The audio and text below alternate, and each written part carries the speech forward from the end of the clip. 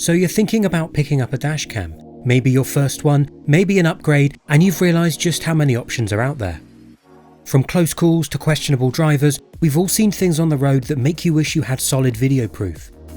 A good dashcam can save you hassle, protect you in an insurance dispute, or even capture those unexpected moments you'll want to replay later. But with so many models, features and buzzwords to sift through, choosing the right one can get overwhelming fast.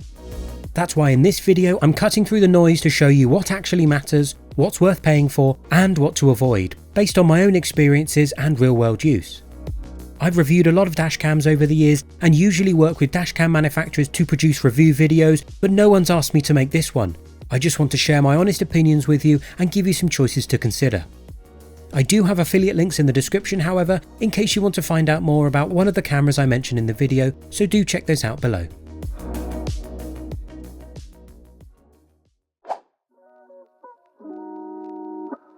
The very first thing you need to consider is what type of dashcam you want. You could go for a basic front-facing one, such as the Garmin Mini 3 or the Nextbase Pico. These only capture the road ahead, so you might want to consider one which allows a rear camera to be plugged in, such as the Nextbase 622GW. But you don't have to settle for just dual channel. Some, like the Nextbase IQ or the 70mm T800, have an interior cabin camera too, so you're covered from all angles. If you fancy something more practical and integrated with your car, you might want to consider a mirror dashcam, like the Wolfbox G900 Pro, which fits over your existing mirror, replacing it with a digital screen you can view and reverse from. Upgrade to Wolfbox's G900 Tri-Pro and you can get a third camera to cover you inside as well.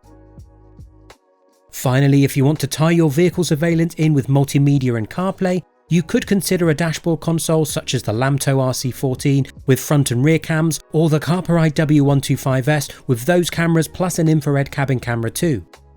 As great as these devices are, they're generally more screen first, dashcam second, but are still very much worth a mention.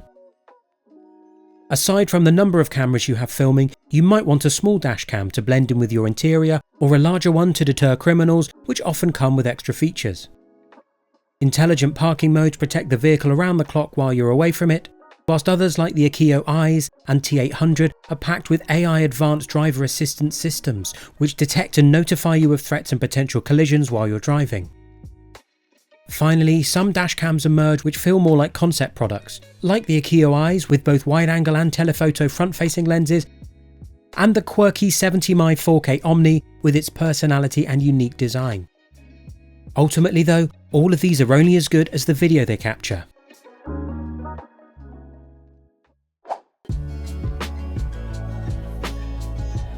The majority of dashcams shoot either 1080, 2K or 4K resolution, and I wouldn't recommend buying anything that films lower than these.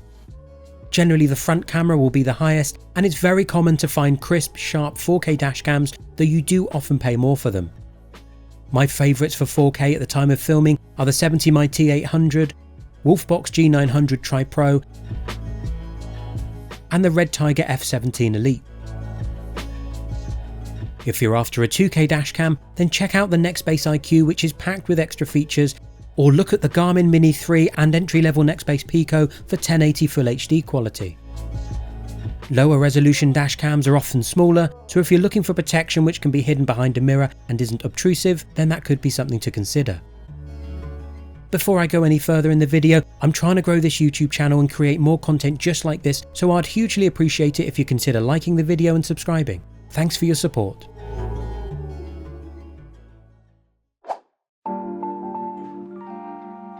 All dashcams rely on sensors for their resolution, so making sure there's a good one in the camera you choose is essential.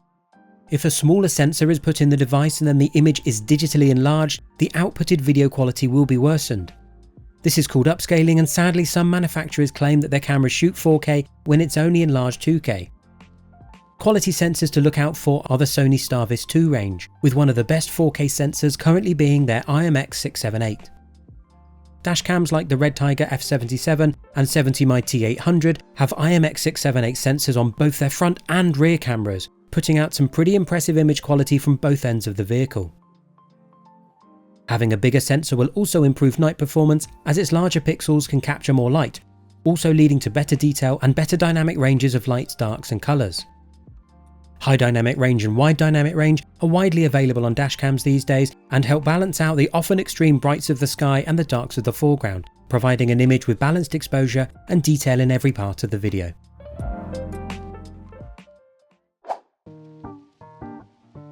Another factor that affects how dashcams record is its field of view, often known as FOV, which is essentially how wide the lens is. Measured in degrees instead of millimeters like photography lenses, dashcam FOVs are often in the 130 to 170 degree range, meaning you're capturing everything in front of you, though things often look quite far away on video. Dashcams as a whole stick to very wide-angle lenses, which is fantastic for getting the most in any given scene.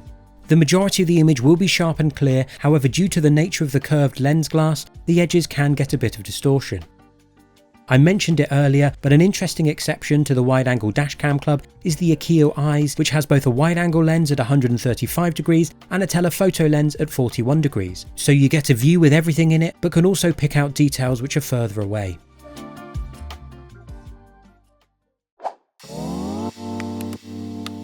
Features are something that always set dashcams apart.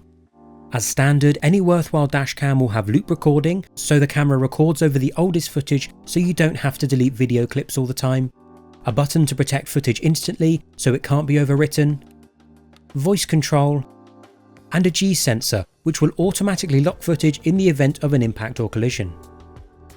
Nice extras include GPS so your location and speed are recorded on your footage, and parking modes, which can film or time-lapse your vehicle while you're away from it, or use motion detection to pick up events around your vehicle, and parking modes usually require hardwiring the dashcam to your vehicle's fuses. You can also get AI features too, which include pedestrian warnings, watch out for pedestrians, collision warnings, caution, front car, front vehicle start alerts, front car starting, lane departure warnings, lane departure, and blind spot detections. Whilst very useful, these warnings should never be used as a substitute for careful safe driving. Finally, the majority of decent dashcams will come with free apps, so you can live view your footage, change settings, and perform updates wirelessly. The limitation here is that dashcams only create a local Wi-Fi connection, so you have to be next to the device to connect to it. This is great for instantly viewing footage at an incident or downloading videos to your phone though. Sometimes, like the Nextbase IQ, you can pay a monthly or annual subscription, but there is a free version and you can cancel if it isn't for you. The fee covers the fact that the dashcam has a built-in SIM, so you can live view your dashcam from anywhere in the world. An alternative to this is what 70mi have done with a 4G hardwire kit. You need to buy your own SIM, but then you can control how much you pay and you'll get a similar live view function with their app.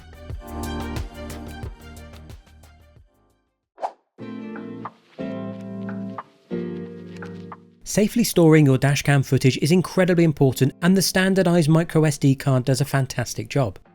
Known as external storage, because the card can be removed and inserted in a computer, microSD card slots can be found in the majority of dashcams.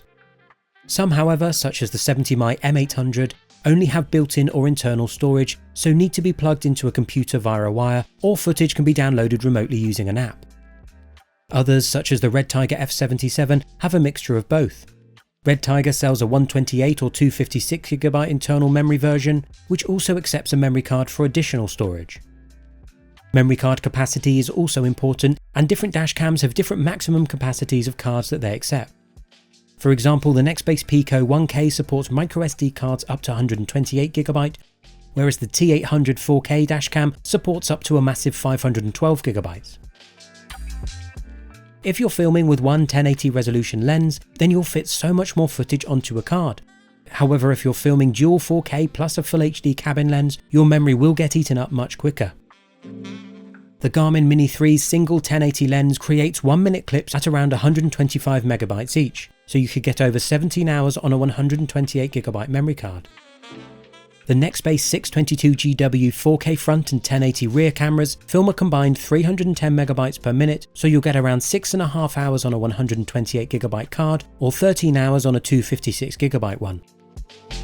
The 70mi T800 comes with a 512GB card, and with dual 4K and a full HD cabin camera, the combined clips record 550MB per minute, equating to around 14 hours of footage on this larger capacity card. All of these figures are rough, but as you can see, the memory soon goes down, which is why loop recording over your old footage is so important. as well as backing up any clips you want to save as quickly as possible.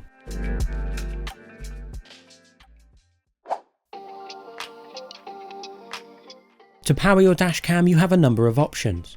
As standard, you'll get a 12V to USB cable, normally Type-C or Micro-B, and this will be suitable for many people. If you want to access parking modes, then as 12V cigarette lighter ports are generally only powered when the vehicle's on, you'll want to use a hardwire kit to power the device directly from the vehicle's fuses. Hardwire kits have a voltage limiter built in, so if the vehicle's battery gets to a point that it wouldn't be able to start the engine, it cuts off power to the dashcam.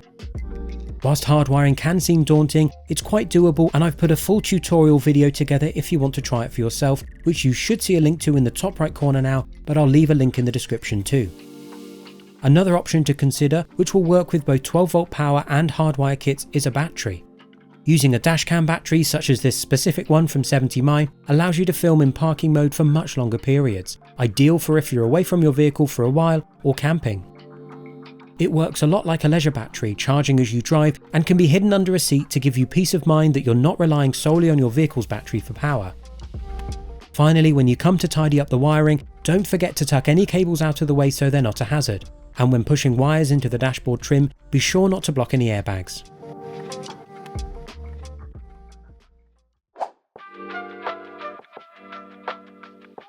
Reliability is also a factor, as you don't want your dashcam failing on you. As a whole, dashcams made by recognised manufacturers are as reliable as any other piece of tech, though do very occasionally go wrong. One factor you can decide on though is whether to get a dashcam with a capacitor or battery. Manufacturers like to give dashcams a little bit of backup power when the engine's not on to provide a safe shutdown to the device, and they can also help with parking modes too. While a battery is occasionally used in dashcams, cars can be exposed to extreme temperatures which can affect the longevity and durability of batteries, so instead a capacitor is often used. They can't power a parking mode, but when you're hardwired this doesn't really matter and offers much superior performance. I'm not saying a battery is necessarily bad, but generally capacitors are considered to be a better option where available. Ultimately, during your dashcam search, look for known brands for reliability, good support and frequent firmware updates. Steer clear of generic no-name brands without ratings, and do check out review videos on YouTube to see real-world footage before you buy.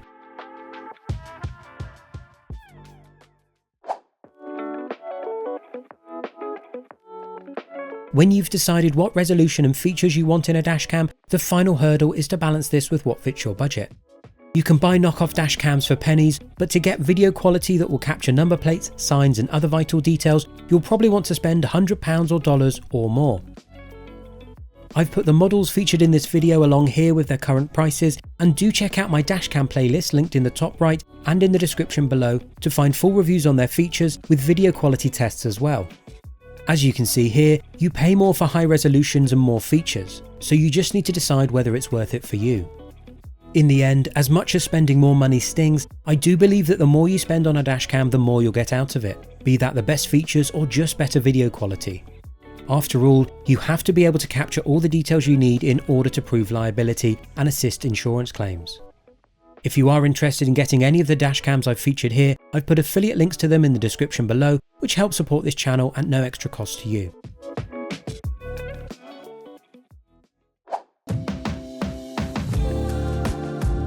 Whether you're after a traditional dashcam, a dashboard console with added cameras, or a smart mirror setup, there really is something out there for every driver and every budget.